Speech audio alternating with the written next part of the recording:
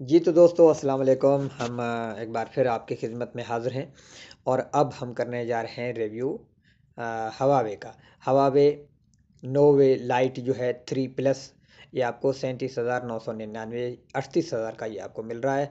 Huawei Y8P जो है आपको मिल रहा है 44,999 और साथ में हवावे पी स्मार्ट एस जो है आपको 38,999 का मिल रहा है।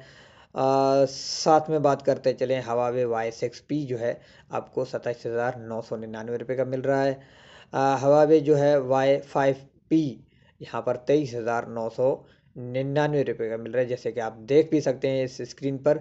और आपको साथ में Huawei P30 pro now editing 1,64,999 का मिल रहा है। बहुत ही महंगे सेट हैं ये, किसी गरीब के तो पहुंच में बिल्कुल है ही नहीं।